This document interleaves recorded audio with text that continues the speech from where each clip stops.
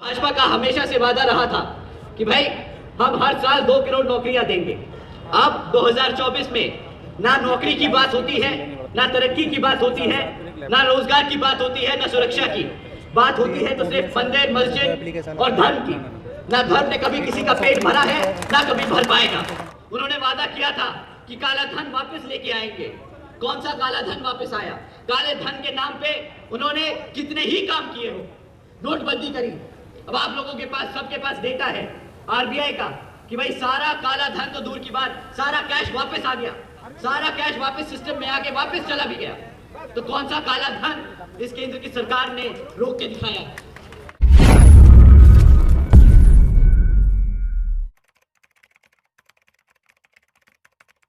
अपनी बात रखने से पहले मैं बहुजन समाज पार्टी की राष्ट्रीय अध्यक्ष व उत्तर प्रदेश की 4 बार मुख्यमंत्री रही एवं पूर्व सांसद आदरणीय बहन जी के नाम से लोकप्रिय बहन कुमारी मायावती जी का पूरे तहे दिल से स्वागत व आभार प्रकट करता हूं, जिन्होंने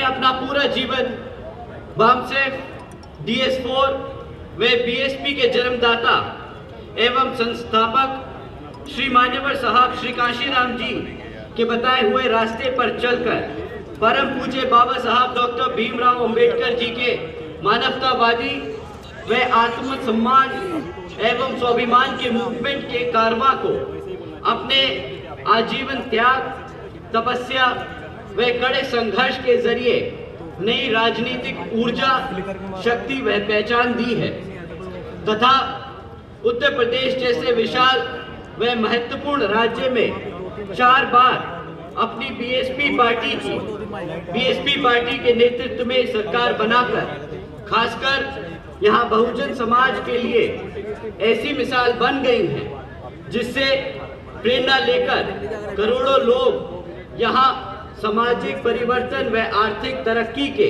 मिशनरी कार्य में जुड़े हुए हैं। इतना ही नहीं बल्कि मैं खुद भी उनके इस नेतृत्व से प्रभावित होकर BSP मूवमेंट से जुड़ा हूं और उनके पद चिन्हों पर चलकर उस मिशनरी दायित्व, कर्तव्य व फर्ज को पूरा करना चाहता हूं, जिसके लिए बहुजन समाज के मसीहा परम पूज्य बाबा साहब डॉक्टर भीमराव अंबेडकर जी आजीवन तरह संघर्ष करते रहे। साथियों, आज मैं अपनी बात अपनी कमियों से दूर करना चाहूंगा। हमारे यहाँ विपक्षी पार्टियों ने हमारे कैडर, हमारे वर्कर, हमारे कार्यकर्ताओं के बीच में एक बहुत गंदा, एक बहुत नीच तरीके का एजेंडा फैलाने की कोशिश की है। हमारे लोगों को भ्रमित करने की कोशिश की है, डिमोरलाइज करने की कोशिश की है। वो बोलते हैं कि भाई हाथी पिछले कुछ सालों से आगे बढ़ नहीं पा रहा है क्योंकि वो किताबों के बोझ में दबा है। परंतु साथियों, इस तरह से झूठ है। और ये अभी रिसेंटली इलेक्ट्रल बॉन्ड्स के बारे में जो खबर आई है उससे साबित होता है। आप लोग सब इलेक्ट्रल बॉन्ड्स के बारे में जानते हैं साथियों, जानते हैं कि नहीं जानते?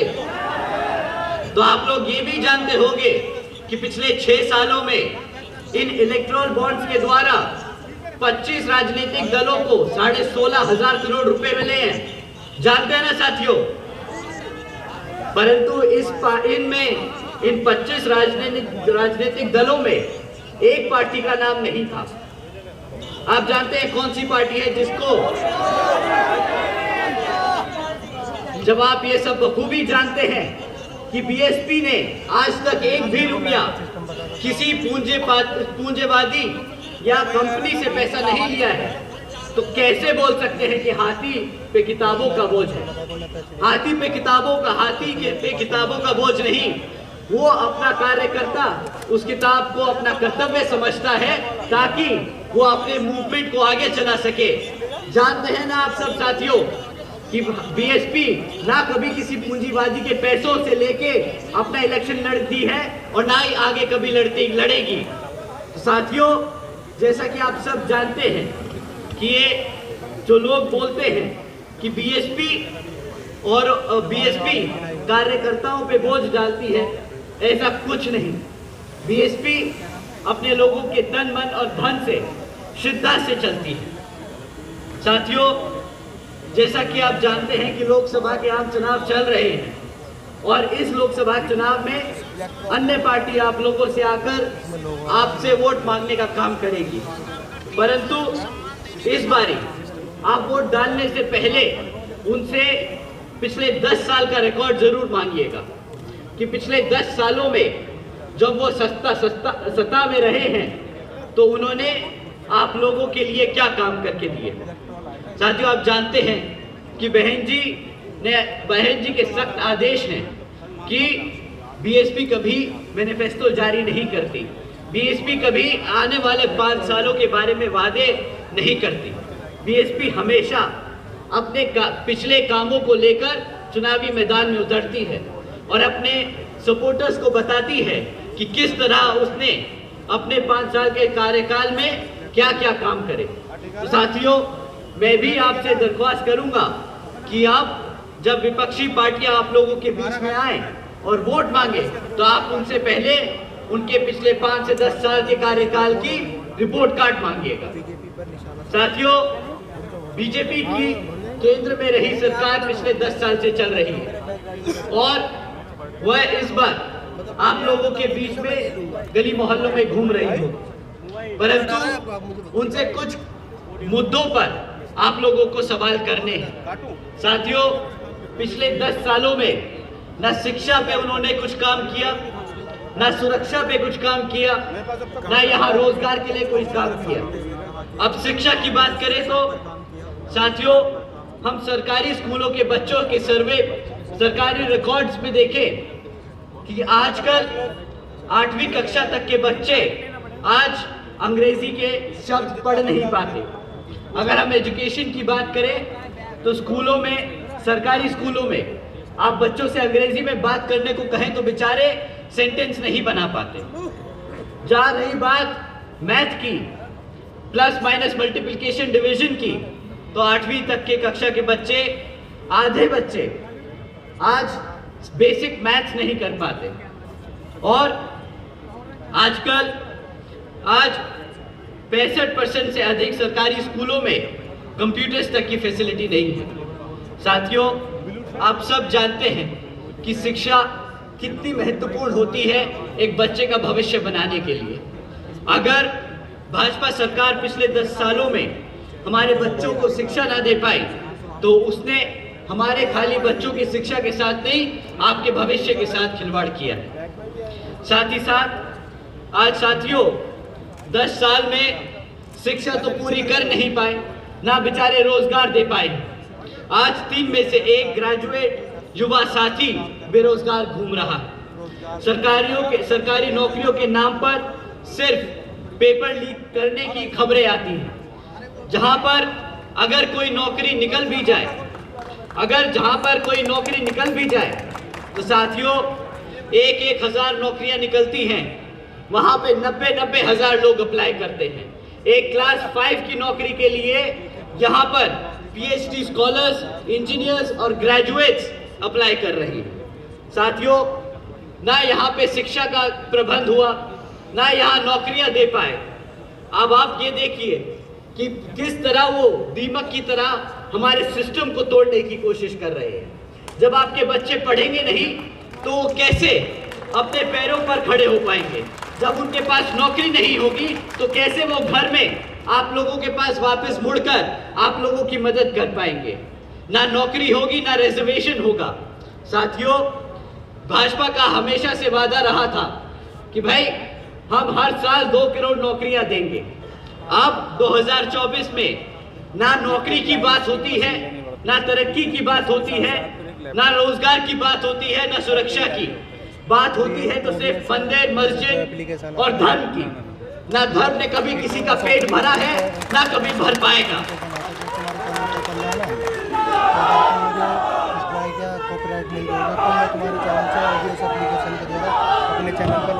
साथियों, जब वो रोजगार ना दे पाए तो अब अपनी आवाम को भूखा तो रखेंगे नहीं। तो प्रधानमंत्री जी के साथ साथ भाजपा के सभी बड़े छोटे नेता ये लाइन बहुत बखूबी रट के आप सबके बीच में बोलते हैं कि आज बीजेपी की सरकार ने 80 करोड़ से ज्यादा देशवासियों को मुफ्त में राशन देने की स्कीम चलाई है। परंतु कोई इनसे पूछे कि भाई 80 करोड़ लोगों को अगर आपकी खाने की स्कीम में, आपके खाने राशन की स्कीम पे डिपेंड होना पड़ रहा है, तो मतलब आज आधे से ज्यादा देश गरीबी रेखा के नीचे खड़ा है। तो किस बात की वो डेवलप्ड इकोनॉमी की बात करते हैं? किस मुंह से बोलते हैं कि ये इंडिया आगे बढ़ रहा है? किस मुंह से बोलते हैं कि इंडिया को $5 ट्रिलियन की इकोनॉमी बनाएंगे? साथियों, सब भिखारी बना दिया, कटोरा हाथ में दे दिया। कोई बात नहीं साथियों, इस बार ही आने वाले लोकसभा चुनाव में इनको वही कटोरा थमा के वापस भेज दीजिएगा।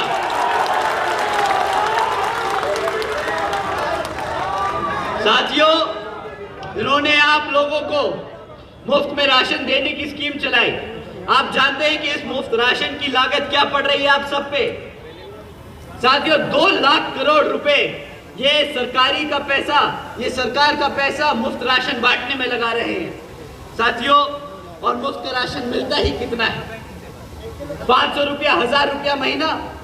आप लोगों को साल में 6000 रुपए का राशन देते हैं, ज्यादा 12,000 रुपए का राशन दे लेंगे।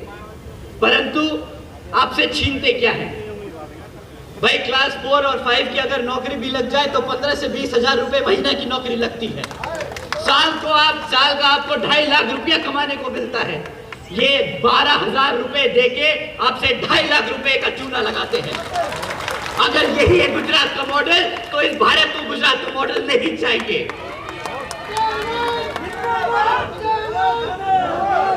साथियों,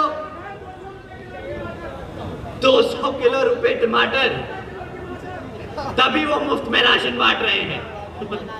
साथियों, उन्होंने वादा किया था कि काला धन वापस लेके आएंगे। कौन सा काला धन वापस आया? काले धन के नाम पे उन्होंने कितने ही काम किए हो। नोटबंदी करी। अब आप लोगों के पास, सबके पास डेटा है आरबीआई का कि भाई सारा काला धन तो दूर की बात, सारा कैश वापस आ गया। सारा कैश वापस सिस्टम में आके वापस चला भी गया। तो कौन सा काला धन इस केंद्र की सरकार ने रोक के दिखाया? परंतु इस नोटबंदी के आड़ में इन्होंने जो हमारे गरीब भाइयों की कमर तोड़ दी, उसका जवाब अब आने वाले लोकसभा चुनाव में आप सबको इनके हाथ में कटोरा थमा के देने का काम करना होगा।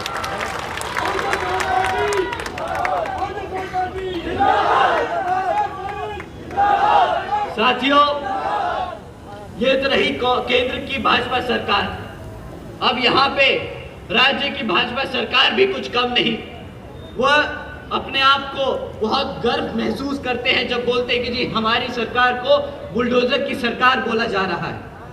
उनको बोला जाता है बुलडोजर की सरकार क्योंकि उन्होंने गरीब लोगों के घर तोड़ने का काम किया। ये कोई गर्व की बात नहीं, ये कोई गर्व की बात नहीं। अगर यही इन्होंने बुलडोजर चलाए गुंडा और माफियाओं के अवैध धंधों पर, तो हम बिल्कुल बेशक उनके साथ खड़े होकर बोलते कि हाँ जी बहुत बहुत अच्छा काम। परंतु जो आपने गरीब लोगों के घर तोड़े ना, मुख्यमंत्री जी को आने वाले विधानसभा चुनाव में इसका भी जवाब देना होगा। पागल ही दिखे यार। साथियों, ये सरकार अपने आप को फाइनेंशियली साउंड बहुत बोलती है कि हम बहुत टाइप की टेक्नोलॉजी ला रहे हैं, हम बहुत ज्यादा डेवलपमेंट कर रहे हैं। इनसे अगर हम आपके सामने अगर एक डेटा रखें तो इनसे इनकी फाइनेंशियल प्रूडेंस समझ आती है। साथियों, जब भाजपा की सरकार केंद्र में 2014 में आई थी तो केंद्र सरकार पर 58,60,000 करोड़ का कर्जा था। आज 10 साल बाद 2014 में इस भारत सरकार ने अपने ऊपर 152 लाख करोड़ का कर्जा ले लिया है।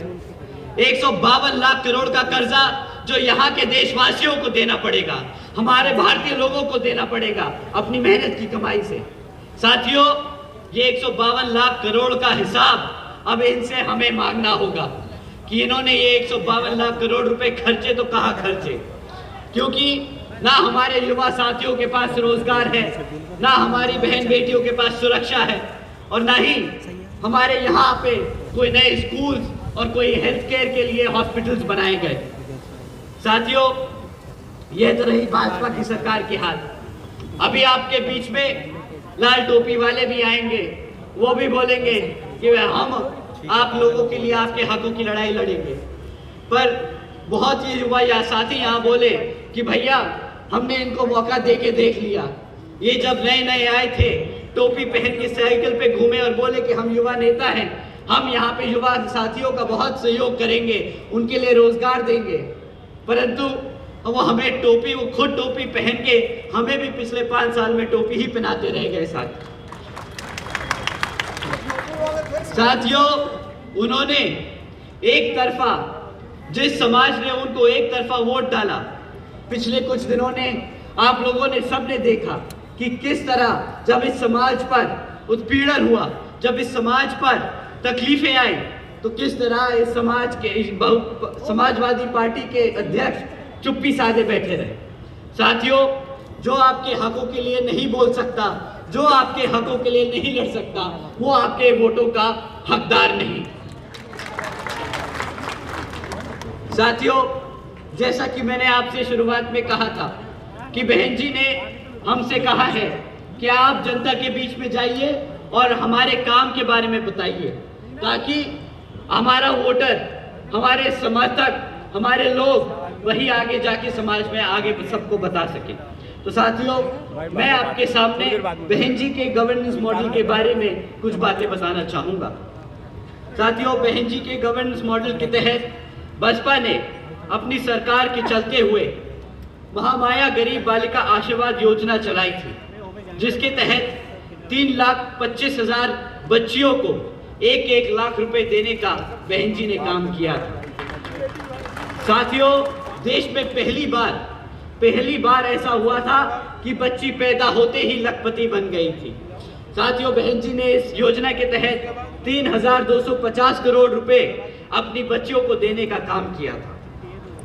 बहन जी के गवर्नेंस मॉडल के तहत बसपा की सरकार ने सावित्रीबाई फुले बालिका शिक्षा योजना भी चलाई थी, जिसके तहत 7 लाख से ज्यादा बच्चियों को 12वीं तक की शिक्षा प्राप्त करने हेतु बहन जी ने 600 करोड़ रुपए से ज्यादा इन बच्चियों को पढ़ाने के लिए खर्चे थे। साथियों, बहन जी ने एक तरफ हमारी बच्चियों को मुफ्त में शिक्षा देने का काम किया ताकि वो अपने पढ़ लिख कर अपने पैरों पर खड़ी हो सके।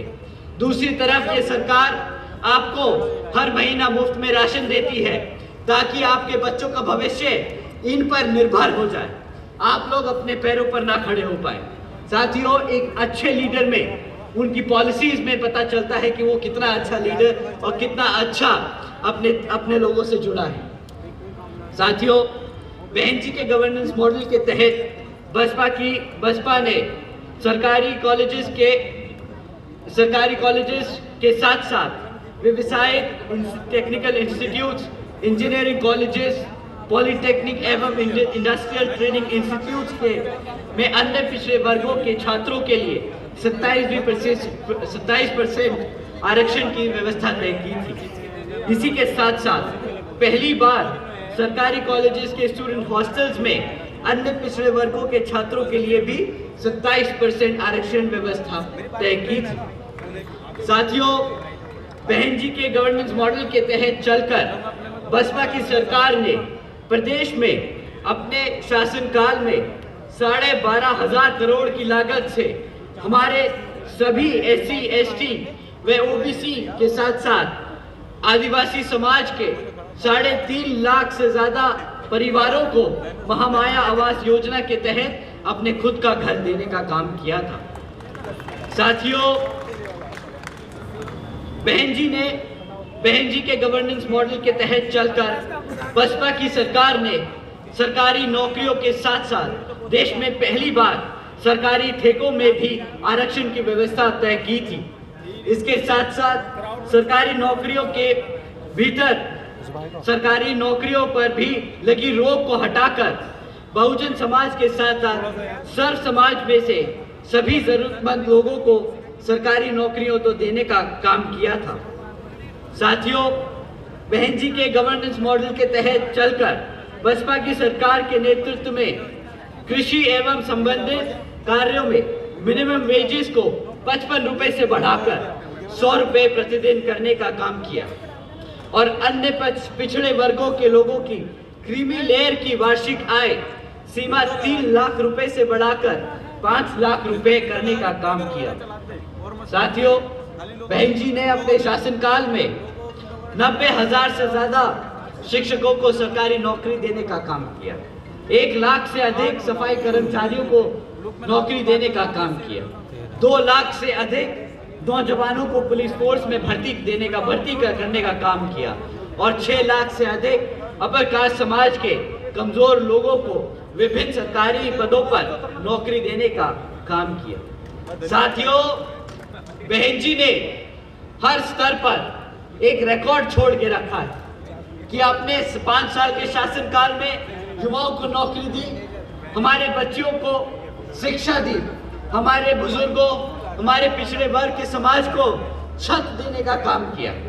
साथियों, उन्होंने कभी भी आकर आपसे आने वाले 5 साल के लिए वोट नहीं मांगे। उन्होंने हमेशा से अपने कार्यकर्ताओं को बोला है कि जो हमने मेहनत करी, जो हमने लोगों को लाभ पहुंचाया, उसको जाके अपने समाज में बताओ, ताकि आने वाले 5 साल अगर वो वोट डाले तो वो पता रहे कि वो किसके लिए वोट डाल रहे हैं और उन्हें क्या मिलने वाला है। साथियों, आज मैं आप लोगों का ज्यादा समय ना ज़ाया करते हुए अपनी बात को यही विराम देता हुए यहाँ पर विभिन्न क्षेत्रों में हमारे लोकसभा के चुनाव लड़ रहे प्रत्याशी को आने वाले लोकसभा चुनाव में हाथी के सामने वाला बटन दबाकर आप लोग विजय बनाएं और यहाँ पर बहन जी के हाथ मजबूत करने का काम करें। जय भीम, जय भारत।